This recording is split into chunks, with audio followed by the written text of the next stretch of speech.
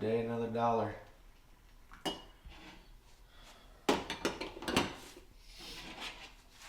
to get after it.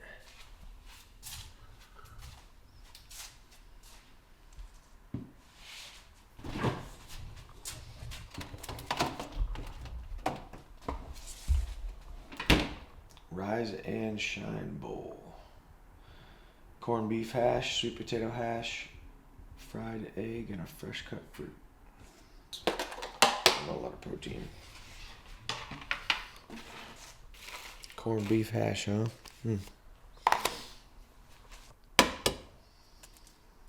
I always wake up and I just say, thank you, Lord, for another day.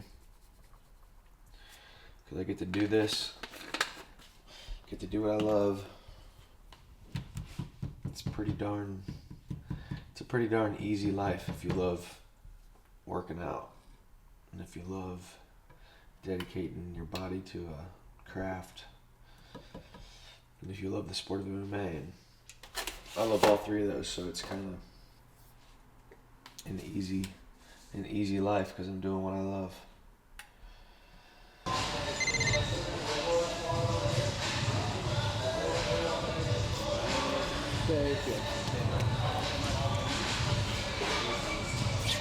Yeah, when Chandler actually showed up, it was great. I had it all planned out. Having the right training partners for him was key. You know, Carrington Banks and I became very close. Jordan Parsons and I were very close. So when he got here, you know, I knew all I had to do was get him connected with these type of guys, and they were training partners all the time. You get a rhythm with each other. Working the kicks too, all right? One of the best quick takedowns is when you catch a low kick, all right? So when he throws a low kick and you bury it in and run down, okay?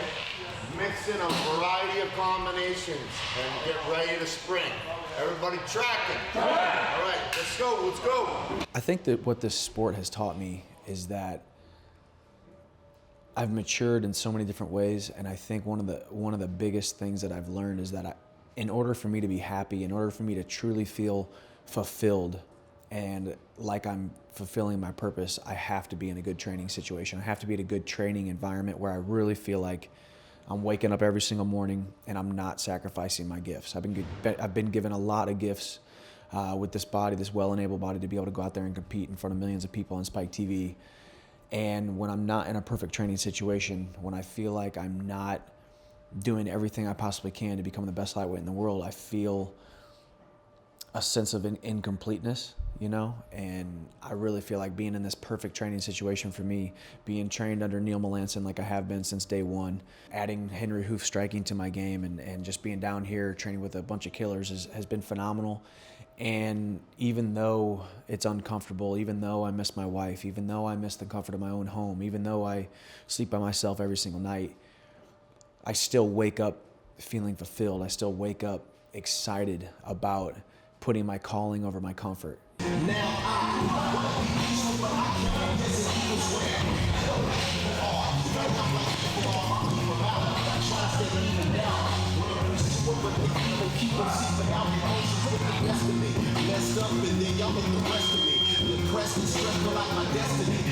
I still feel like I'm scratching the surface of my abilities in this sport. You know, I think the good thing about this sport is it's constantly evolving. You know, as soon as you feel like you've learned enough, that's when you start to die, you know? And for me, at 30 years old, 6 years in this sport, man, I've gone through the ups and the downs. I've matured as a man, as a human being, as a competitor. And I still feel like I'm just scratching the surface. I still feel like every single session I get excited about, like a little kid, that I'm gonna learn something new, and not just learn something new, but learn how to implement it at the exact right time, exactly when I need to, and not just like everybody else does it, but with my speed and my power and my tenacity, because I've been given some amazing gifts, and I'm not gonna squander them. I refuse to ever look back on my career and say, I wish I would have worked harder, or I wish I would have made this decision. I wish I would have let it all out there. You know, since my first fight, the fans know that I let it all hang out. I back down on my mouthpiece and I go out there and I go to war. Coach Henry Hoof, he's done great things in improving Chandler's striking, and Chandler's very happy with him. He's worked with great striking coaches in the past, but with the way we do things here, we do a ton of drilling. I think drilling is so important in development. It's very hard to develop muscle memory without drilling. And that's the thing. I do a lot of drilling. Henry does a lot of drilling. When we do wrestling, we do a lot of drilling. So that's what Chandler needed. But this is the blast. Blast, boom, wow. Yeah, then blast.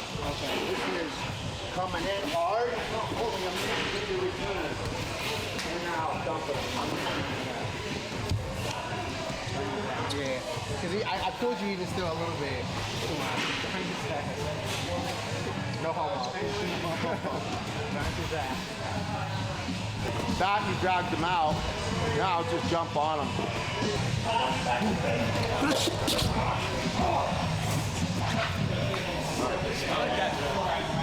So everybody played a part in Chandler's development, but most of all, the athlete gets the credit. Chandler's attitude, his work ethic, his willingness to take instructions, like all the things that he's so great at is why he developed so fast. I wasn't exactly sure how much I was going to like it down here. I wasn't exactly sure. You move into a new training camp with a bunch of new guys, and really the common denominator was Neil. Neil was pretty much one of the only guys I knew down here. But luckily for me, I'm able to kind of mesh well with almost anybody. I came in and the team welcomed me with open arms, and the sparring sessions have been good. The strength and conditioning has been great. The mitt session with Henry and Evan have been phenomenal. And then obviously the stuff I've been doing with Neil, it's really been a phenomenal training camp.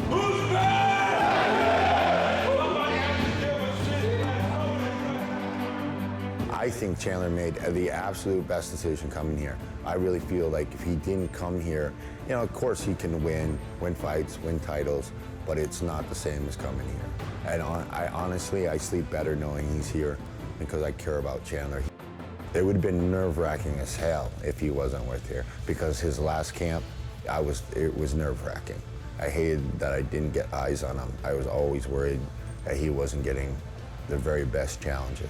For me, it is so much a sacrifice because of what I've had to do and come all the way across the country and leave my wife and all that kind of stuff. And you would think that my relationship with her would suffer because I'm all the way out here. And you would think that my relationship with friends would suffer because I'm all the way out here. Or you would think, that my mental state would deteriorate because I'm all the way across the country out here by myself, just training and sitting in my apartment around four walls. But I actually feel more rejuvenated, more full of energy than I ever have. And I can only attribute to that to knowing what I need to do to be successful and doing that. I knew that the best training camp for me was to come down here to Boca Raton, Florida and train under Neil. Did it look really crappy on paper? Was there way more cons than there were pros? Yeah, absolutely. But the number one goal in my life is to become the best fighter I can possibly be, because that's my calling and that's why I was put on this earth. At the end of the day, my marriage has gotten a ton better even living all the way across the country for my wife. My love for her has grown, and it's not an absence makes the heart grow fonder type of love, but it's a love that I can truly love you way more than I ever have, because I truly love myself, because I'm not at all sacrificing my own gifts, if that makes sense. And because I've really kind of looked at it and thought about it and know that I love life more, I love her more, I love the sport more, because I truly love myself, because I made the right decisions to make sure that when this training camp is done, I look back and say, I gave it 110%, and there's nothing I can say that held me back.